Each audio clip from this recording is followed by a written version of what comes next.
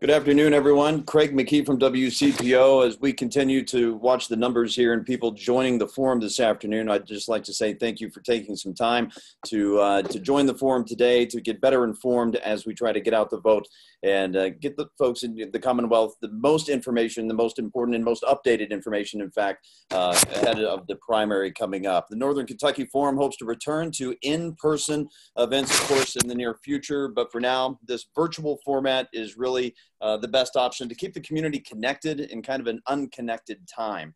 The forum is a partnership of 3 public library districts in Northern Kentucky, NKU's Scripps Howard Center for Civic Engagement. Its mission is to foster civic dialogue around public affairs issues. And over the past 2 months, the forum has focused on the impact, of course, of COVID-19 in our community. And WCPO 9 is a proud co-host and media partner here for today's important discussion. I want to thank the Northern Kentucky Tribune as well for also being a co-host and media partner. As most of you likely know, COVID-19 has changed election calendars and voting procedures, not only across the country, but also in the Commonwealth. And, thank you also to Get Out the Vote group, convened by the Northern Kentucky Chamber of Commerce. This group has really led and they've worked to create today's forum. That way they can get as much information out to the community and the public. And the group's goal here is just to make sure that Northern Kentucky leads the state in voter turnout on primary election day, which again is set for Tuesday, June 23rd. So the clock is certainly ticking. This afternoon, our panelists will take us through all of the changes that are in place now. This panel is uniquely qualified to do so as well. We have Kentucky Secretary of State Michael Adams. Mr. Adams was elected Secretary of State last year, I should say, by constitutional law. As you know, he is Kentucky's Chief Election Officer. Before becoming Secretary of State, Mr. Adams was an attorney serving in the administrations of Governor Fletcher and President Bush. Afterwards, he moved to private practice. He also served on the State Board of Elections. Welcome, Secretary Adams. Thank you. Thanks. Ben Chandler is chairman of the State Board of Elections, which is, of course, having a very busy few months here, trying to rethink this whole election schedule and process and the procedures in Kentucky. A former congressman and state attorney general, Mr. Chandler's day job is president and CEO of the Foundation for a Healthy Kentucky, which advocates, of course, for the public policies that will improve public health in Kentucky. As you might imagine, COVID-19 has his full attention right now as well at the foundation, but also for elections and the voting process. Welcome, Mr. Chandler. Good to be with you. Gabrielle Summe is the county clerk of Kenton County, Northern Kentucky's largest county and Kentucky's 3rd largest, by the way. County clerks are where we get our license plates, our marriage licenses, but their offices are also where you register to vote. And our county clerks operate elections at the local level, of course, which includes hiring all those important poll workers out there, setting the precincts, and on election day, counting those critical votes, making sure every single one is counted.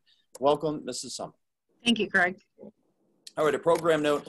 We, of course, are going to pose some questions here to the panelists who are with us today. We're going to use the last 20 minutes to actually answer any of your questions. The participants that are online right now, if there is a question that you have that is not answered, please, on the bottom of your screen, you'll see a Q and an A. So click there and you'll be able to submit a question, any concerns you have on the process. Did you register, not register, all this other information that's out there in this interesting time. Post your questions there. We're going to spend the last 20 minutes or so answering those questions.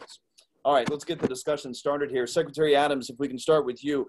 A lot of changes. This is not the norm that everyone is used to. So what is really the major difference that people need to know about for this primary?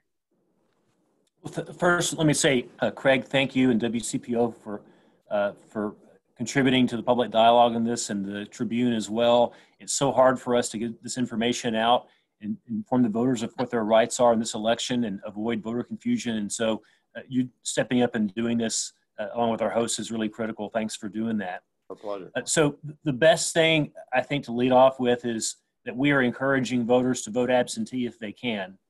Absentee voting means going to govoteky.com and requesting your absentee ballot. We require you to demonstrate who you are with your name, address, date of birth, and social security number so we can ensure ballot integrity. But we're encouraging all voters to vote that way by getting an absentee ballot mailed to them for them to then mail back to their clerk or hand delivered to their clerk if possible. and here's why. We have a significantly reduced number of polling locations for this primary. We normally have some 3,700 locations around the state. We're going to be at fewer than 200. And the reason for that is, number one, we just don't have the locations available. Most of them either have canceled on us or they're just not capable of handling an election that requires social distancing. The other big reason is we just don't have the poll workers. We actually had a public meeting this morning of the Board of Elections. Chairman Chandler was there and Clerk Summe was there. Jefferson County, a county of 615,000 registered voters, has about 40 poll workers. It takes them 2,500 poll workers to have a normal election. They've got about 40. That gives you a sense of the situation that we're in and how it's so difficult to have the polling locations for in-person voting that we normally have. We do have in-person voting available, but we are strongly encouraging people to vote absentee if they can. Their vote will be handled just as it would be in the normal course of practice. It'll be kept secret. It'll be safe to vote that way, and it'll be kept secure. In-person voting is in our state constitution, so we have retained that. But absentee voting is actually in our state constitution as well. It's something that we've made available and made it easier than it normally is. And our clerks, like Gabe Summe, are accustomed to processing absentee ballots, and they know how to keep these secure and secret. You know, I'm a former Air Force, and when I was stationed overseas, I voted by absentee ballot. It was just part of the process. It's what you do. Voting absentee is not necessarily the norm for the majority of voters. They enjoy going to the poll. They enjoy going up to their booth and going through that process. And there's a sense of, as we get feedback at WCPO, voters like that ability to see their vote counts, and it goes into a machine and they know it's tabulated. And there's been a lot of concern and headlines over mail-in ballots. What do you say, and this goes to any one of the panelists, what do you say to voters out there to ensure that this process will be secure, that everything is in place for June 23rd? I'm going to jump in real quick, but I know Michael has something. I think people forget that yes, it's always been around, but the processes that have been put in place, and a huge thank you to the Secretary of State, the State Board of Election staff, as well as the State Board of Election, the members, because we have a lot of protocols that we've never had before that are even more strict to keep track of things as they're going through the process. So I think a lot of people think that everyone's just getting a ballot. No, people are still requesting them. And we're verifying who those people are. So then right now with the application process, the minute somebody calls, I verify who they are. It is tagged when it's received, when I talk to the person on the phone, when I put it in the mail, when that application comes back in the mail, when the ballot goes out, and when the ballot comes back. So there's a very strict protocol that is handled, it has always been handled this way, to make sure that every time there's a move on that particular person's ballot, it has been marked and timed in our system. And I hope that people, because you just don't talk about it all the time because it just happens, I just want to ensure people that the security as it relates to this is extreme and very safe, and everything in my world here is locked down. And at the end of the night, we have to balance, almost like you balance at a drawer. How many ballots went out? Does that match all the things that we did for the people that day? So we make sure that what has been processed is exactly what we've put in the mail. Any other panelists? I'll just jump in for a moment here. Most Kentuckians have never voted absentee before. I actually usually do myself because I'm usually traveling on election day. So I'm comfortable with it. I've been doing it since I was a college student back in the mid-90s. But most people haven't experienced it. So let me just explain what it looks like. Number one, you apply for an absentee ballot. You can call your clerk, but the best way to do it is to go online to govoteky.com, which will be much more efficient. It'll ease the burden on our clerks who are trying to scurry and get this election handled. It'll also save you a step as a voter. Instead of having your clerk mail you your application for a ballot, you fill it out online. That saves a step. You get your absentee ballot in the mail. The ballot does not have a barcode on it. The ballot doesn't require your signature, but there's an envelope that you put the ballot in and seal it. And then that has a barcode and you sign that. We match your signature to your signature that we have on record at the state. That's how we verify that there's not vote fraud. That's how we verify that the person who is signing the envelope that includes the ballot is the appropriate person. So we have a number of controls in place to ensure against vote fraud. I know that a lot of people are not comfortable mailing in the ballot. I understand. So that's one of the reasons that the board made available drop boxes for the county clerks to feature in their offices. If you want to have the personal satisfaction of dropping off your ballot, you don't have to show up and vote on election day.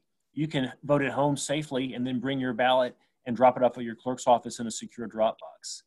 And let me jump in here again since we've had some more participants join in. Again, if you have any questions that pop up during these discussions, please use the Q&A option at the bottom of your Zoom screen here, and you can ask those questions. We'll be sure to ask those questions, obviously, to the panelists here. If I can, Ms. Summe, the postcards that have been mailed out to registered voters, can you explain why maybe some people haven't seen those come into their mailbox yet? Well, the State Board of Elections kindly put together a postcard to really encourage people to vote by mail and what their other options are. And it also was specific to the county. So it has my particular information for Kenton County on there. That was, I think, started on May 22nd, and that's over, and Michael can help me with the numbers here. It's like in the millions that have been put in the mail. Some counties have got them faster than others. So Kenton County, I know there hasn't been any in Kenton County yet, but I've, of course, have been making sure people know that they don't need to wait to get a postcard. That govote.com, the Chamber of Commerce has been awesome. I've been always providing to them my media group that I do. And again, a shout out to my fiscal court who has a media person, and she's been very proactive and all the different platforms that are available here in Kenton County and Northern Kentucky, and making sure people know where to go.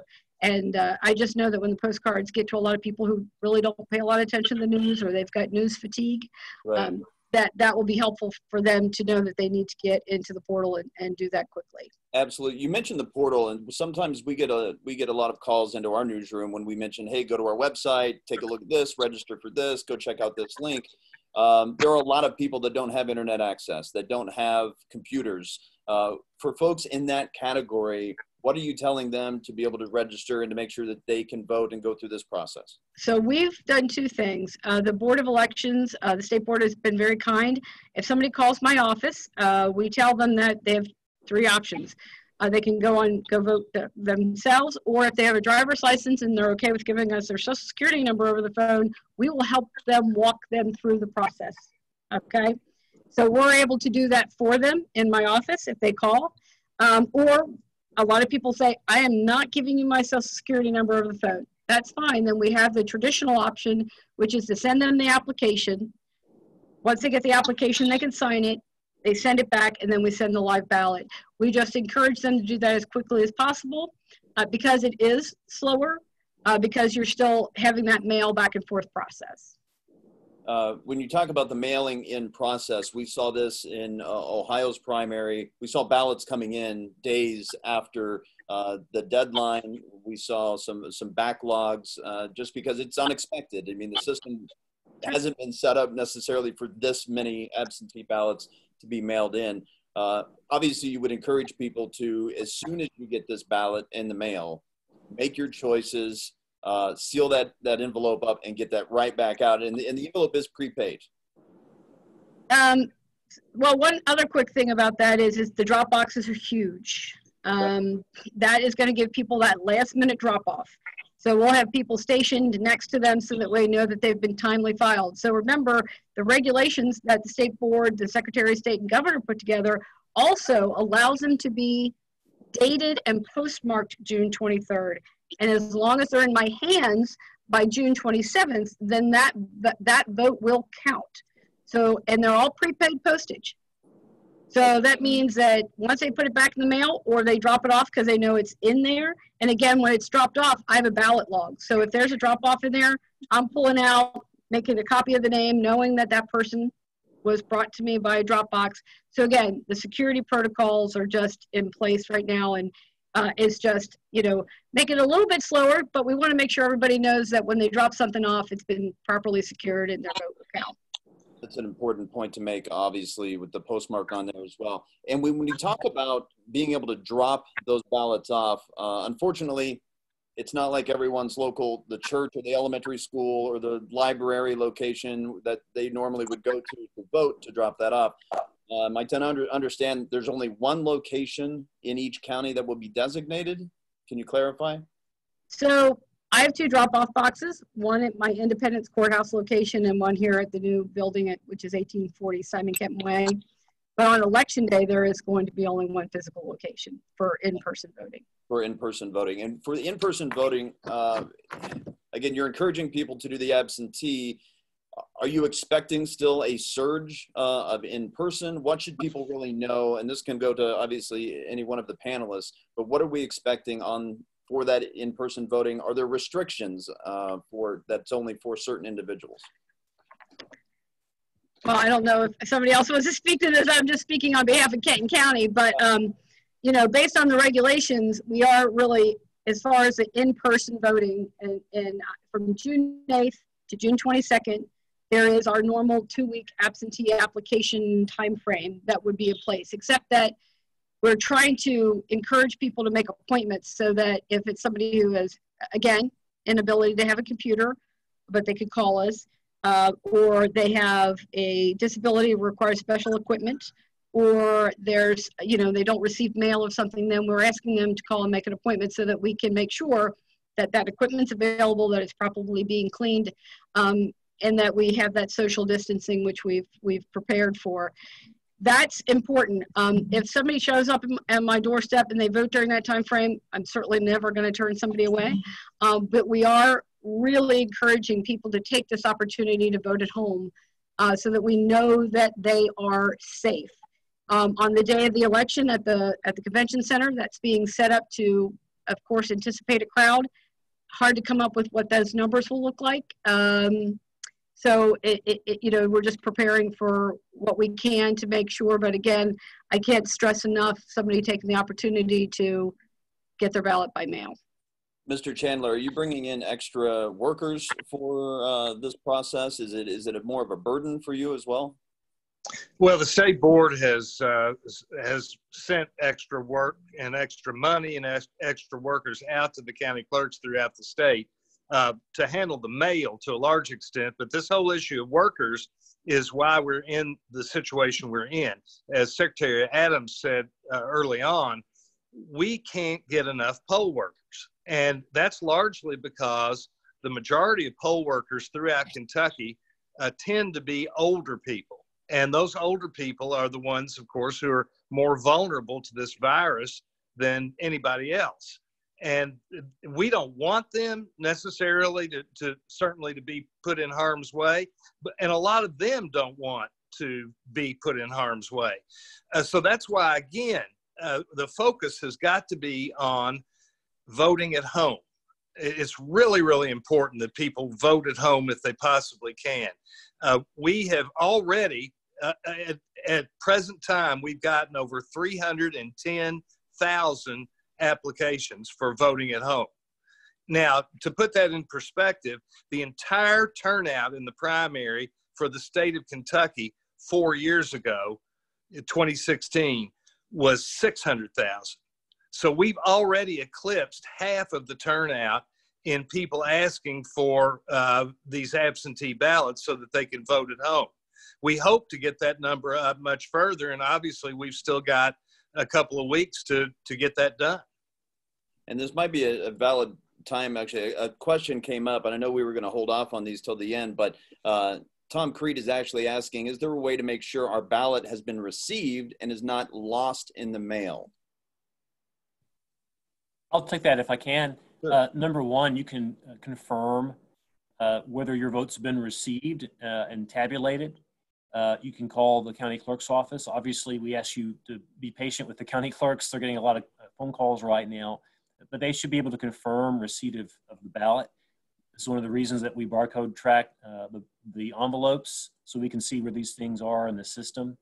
And if there's a situation where you filled out your ballot and you mailed it back and it didn't land, and you show up to vote in person, you've called in advance to see if your ballot arrived and it just never has, you can still come and vote on election day in person, vote a provisional ballot under federal law.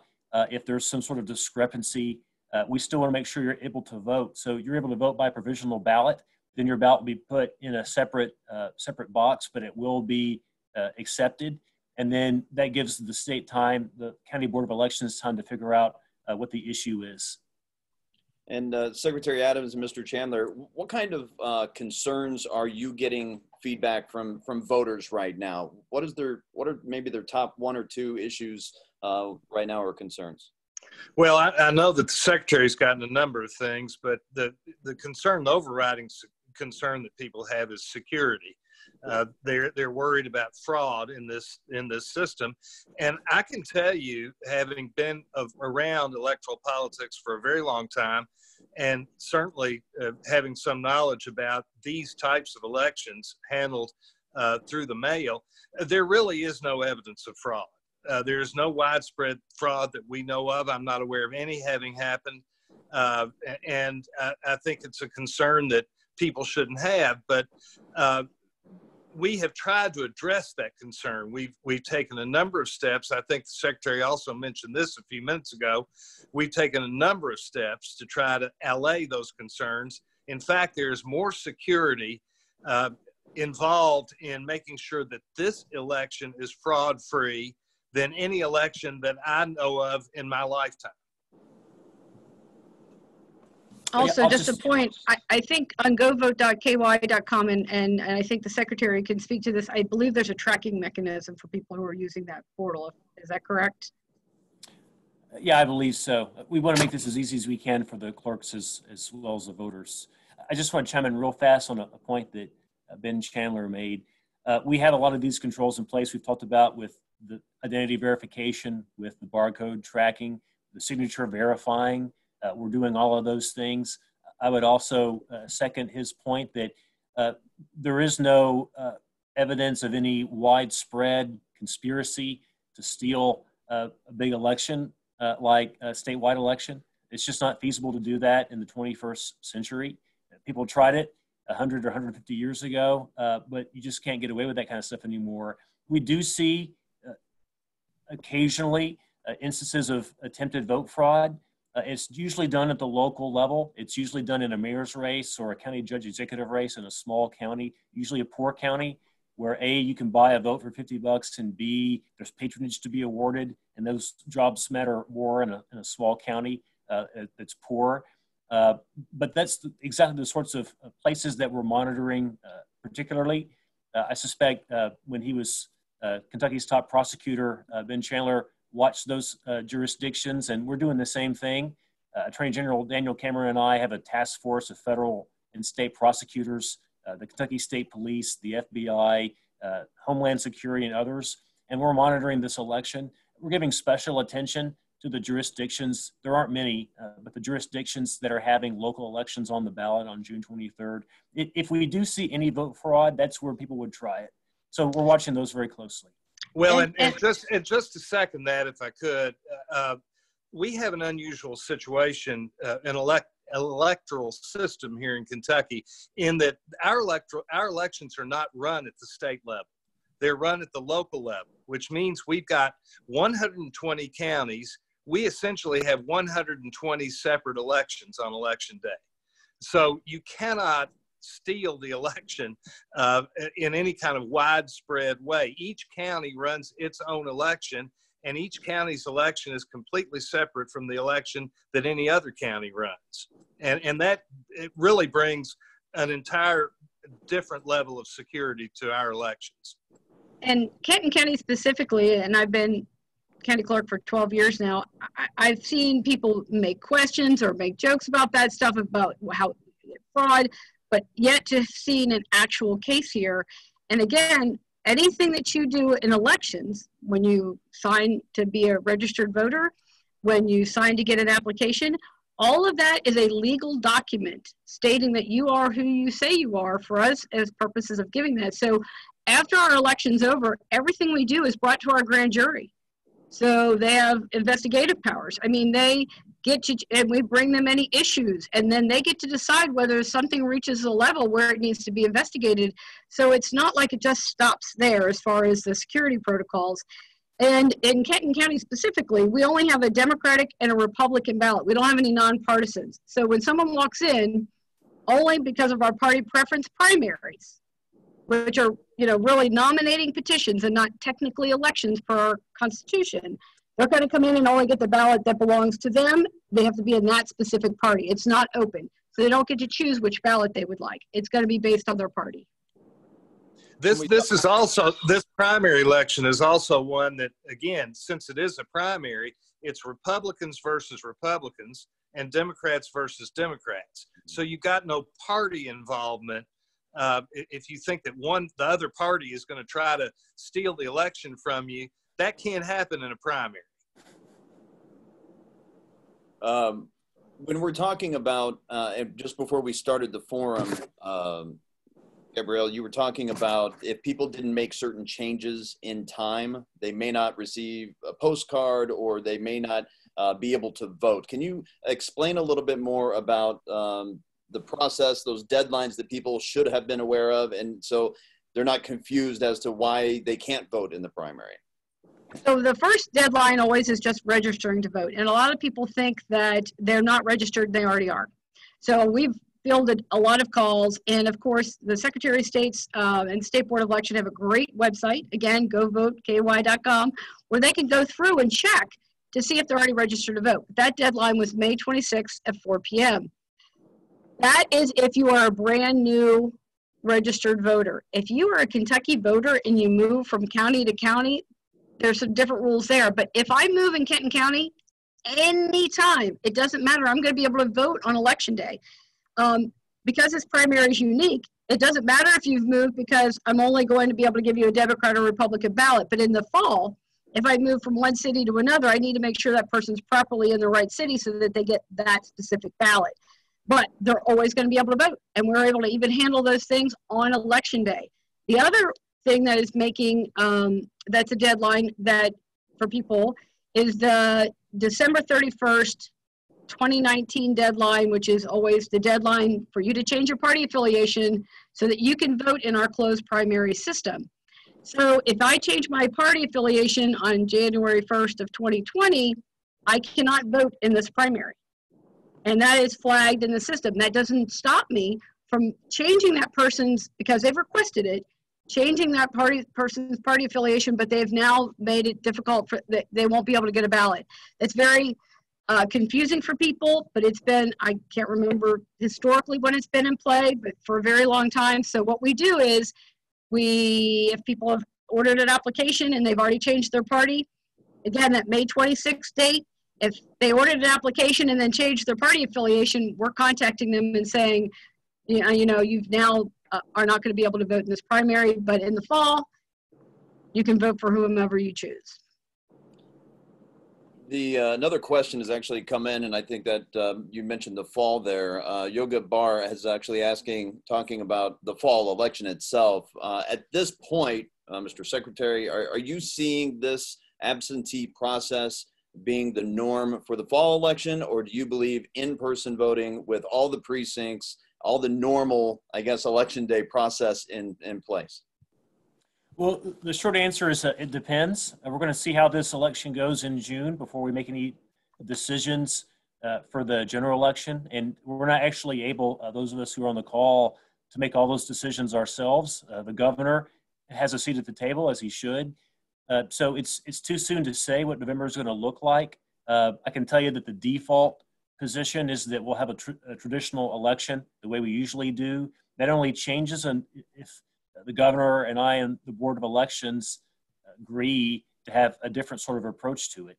And so for us to make an informed decision about that, we're going to wait and see how, first of all, the election goes on June 23rd, and second of all, what the path of the virus is.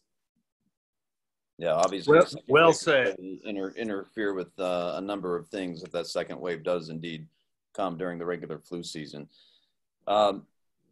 Somebody else is asking now, Kim Mosier, wondering if, like once somebody puts that ballot in the drop box at the post office, does the U.S. Postal Service separate those ballots into different bags to then deliver a different way? Are they tracked differently within the postal system, or do they just go to the address that's on the envelope? Me, I'm making many trips to the post office every day, and they're just in my P.O. box. We have everything go to a P.O. box, so it's inside that building. It's not being just delivered here to my facility. So no, it just goes to a regular address. They do not do anything special other than the size of the envelope indicates to them that they need to process it faster. Let me just add there, it's treated like other mail, except in this respect. If it's stamped election mail, which is what we do with our ballots, then it gets special treatment. It gets expedited if it's election mail. And also, this shouldn't be an issue because we're using prepaid postage envelopes. But according to the post office, this is actually universal nationally. If there's an absentee ballot envelope mailed back and there's not postage on it, paid for by the voter or by the state, the post office will actually deliver it anyway. They won't return an absentee ballot envelope because there's no stamp on it. So no one's going to be disenfranchised here in Kentucky or anywhere in the country because of the inability to afford a stamp. Obviously, this is an effort to get the vote, get the information out, get the vote out, get people to either the polls in person if that's their only option, but obviously encouraging people to do the absentee ballot process. Mr. Chandler mentioned there 310,000, that number, Mr. Secretary. Are you expecting voter turnout to be close to normal, or is this going to be kind of a disadvantage to the overall process? Well, we're going to have a better position to make a projection as we get closer to the election, and specifically once postcards begin landing in the parts of the state where they haven't landed yet. Here's what I can tell you. In the Lexington area, Fayette County, Woodford County, Madison County, Franklin County, the applications for absentee ballots are actually very, very high. They actually represent about as much or more votes than were actually cast in the last comparable election. But we have very small numbers of requests for absentee ballots in the counties out in other parts of the state because they haven't got their postcard yet.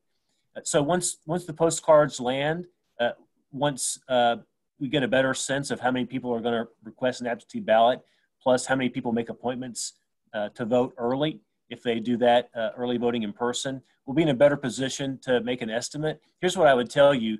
The states that have done what we're doing, which is pretty much every state in the country that's voted since the middle of March, their turnout has either been about the same as 4 years ago or it's gone up. It tends to go up more in Democratic primaries. For whatever reason, the Democratic Party is more comfortable with the notion of mailing in a vote than the Republican Party.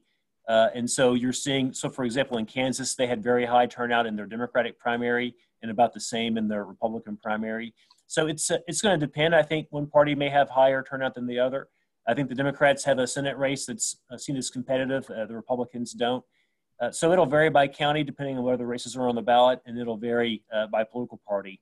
If I had to just guess off the top of my head, I would think roughly a quarter of voters will end up voting overall. And of those, we're hoping that most vote absentee. I think the vast majority will vote absentee in certain counties, and then in other counties that are more rural, where it's been more difficult for us to get our message out about voting absentee, the in-person is going to be more substantial.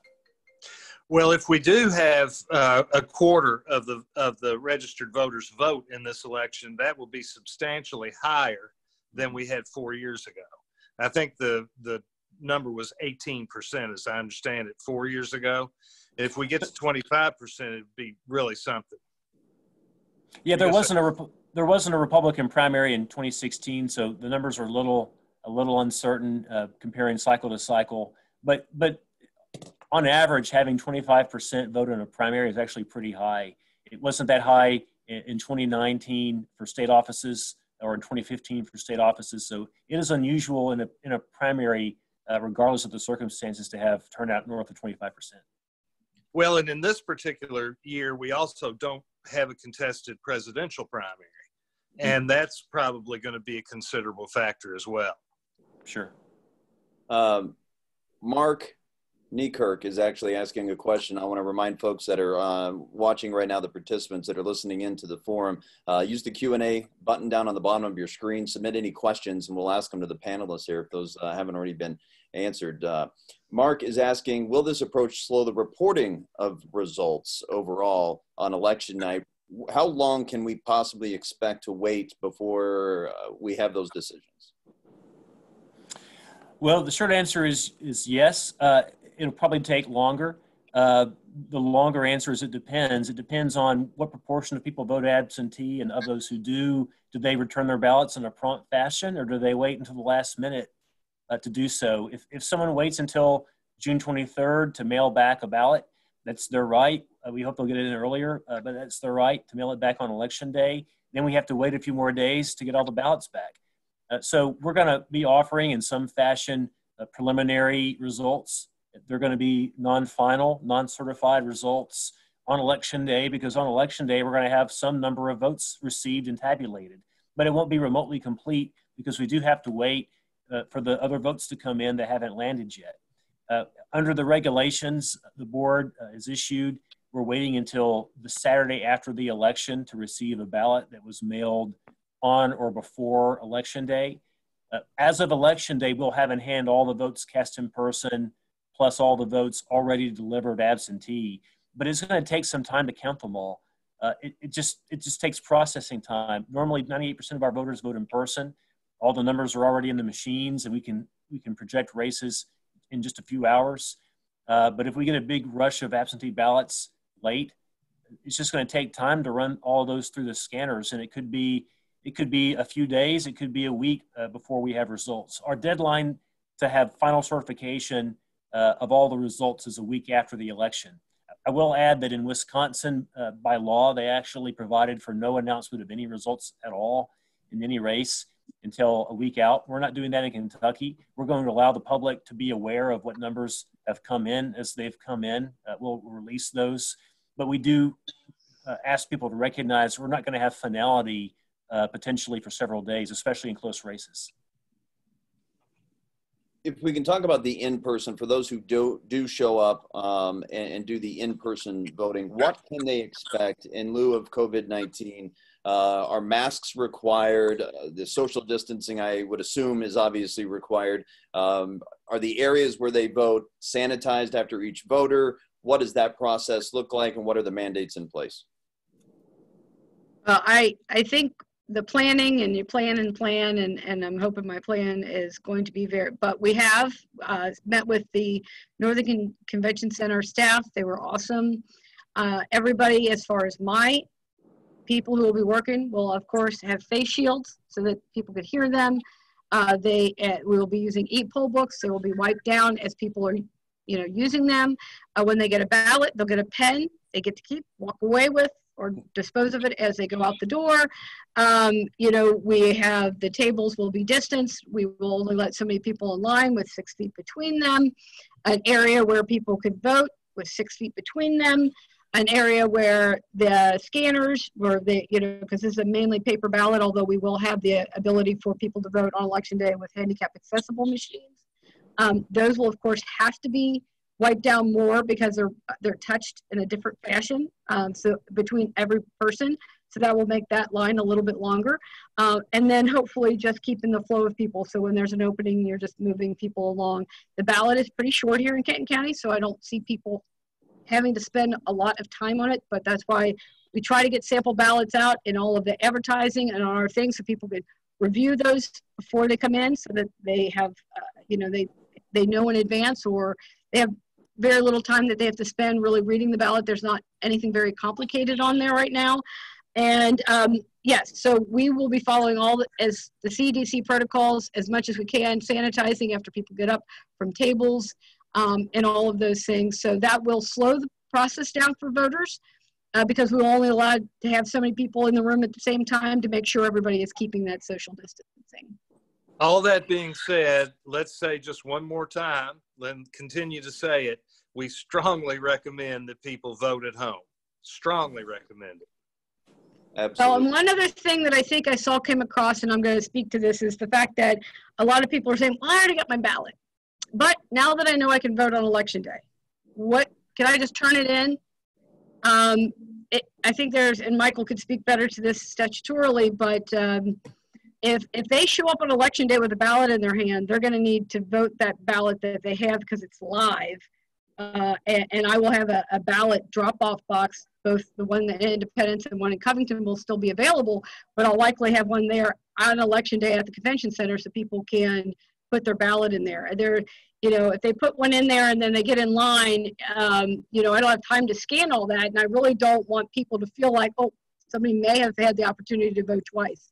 That's where I think a lot of people are really confused about this. So if they have a ballot in hand, then they will need to vote that ballot that day. If they can't turn it in and then be able to vote in person. When you say that that's live, that means obviously that was the ballot that was mailed out to them for absentee. Yes. They bring it to vote in person. They're going to use that ballot to vote.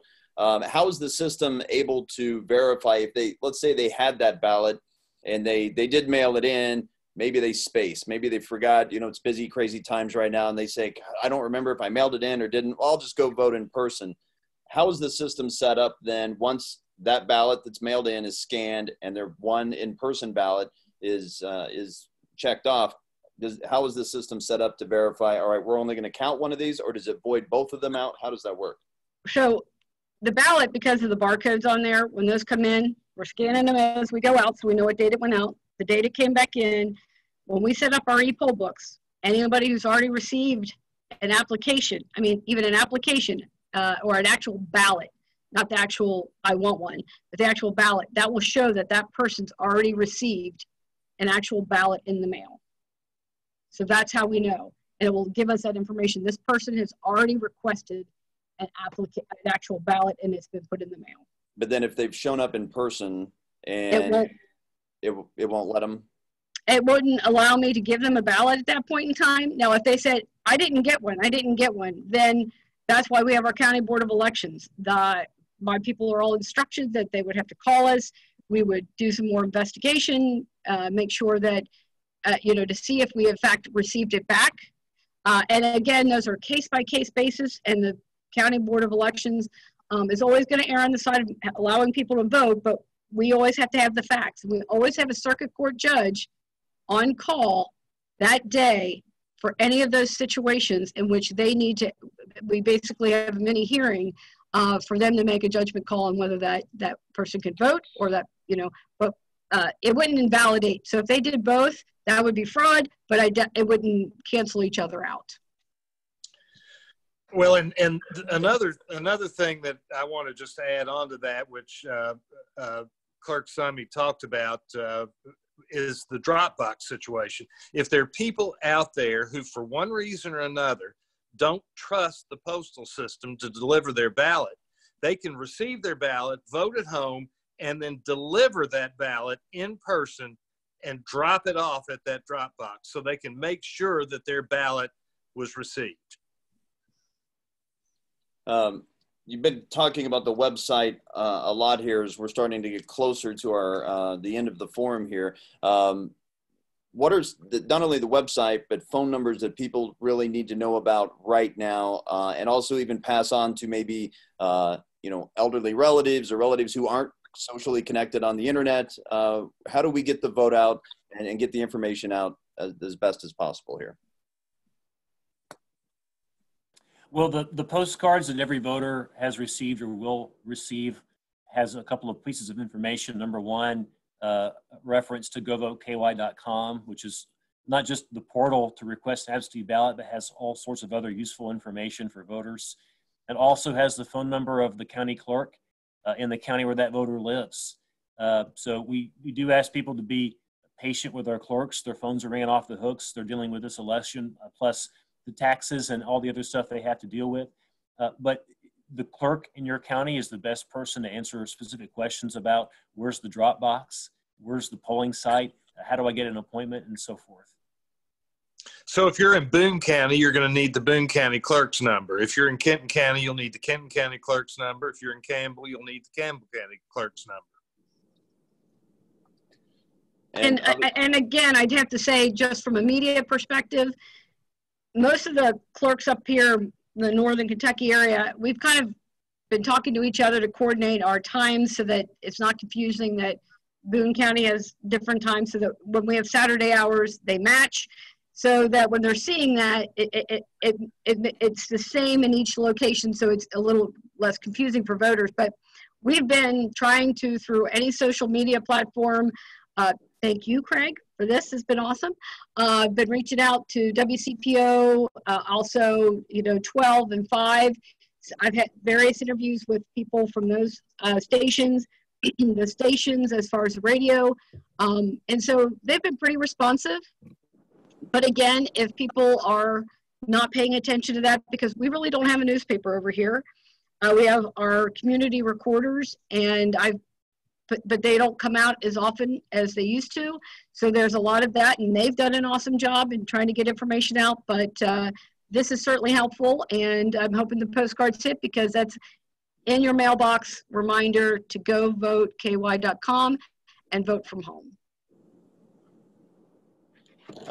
We do have a how-to video that's going to be coming up. I want to ask anybody that happens to be on right now still, if you have any final questions for our panelists here. Also in the chat section, they're pushing out some links here to Boone County, Campbell, and Kenton as well. So the clerk's office, if anybody who happens to be on right now participating needs to get information for their specific county as well.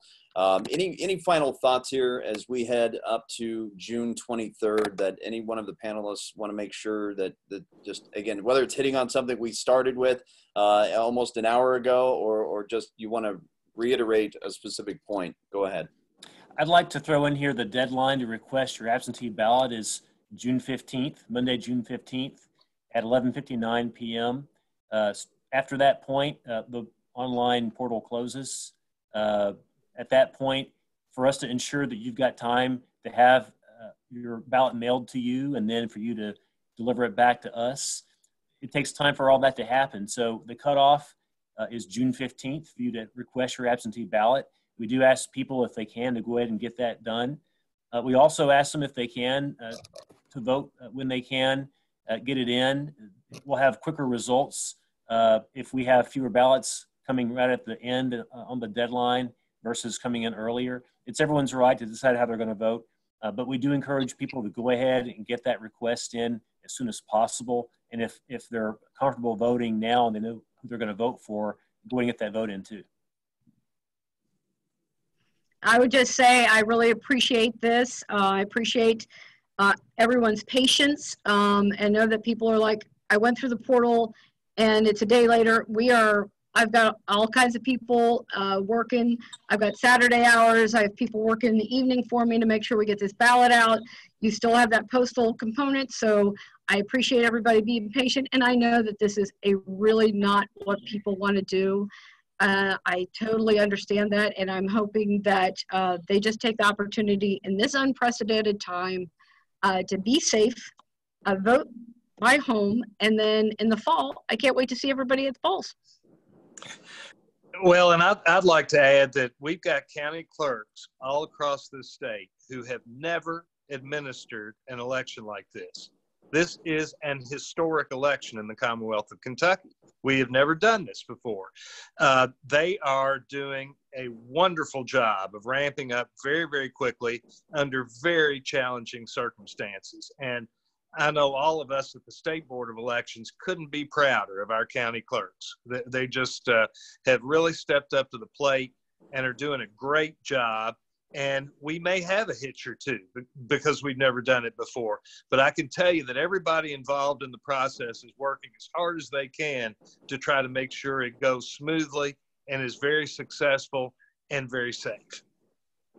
I think on that note, I think everyone just kind of needs to pack their patience with the new normal process, even though it might be a little slower than what we're used to.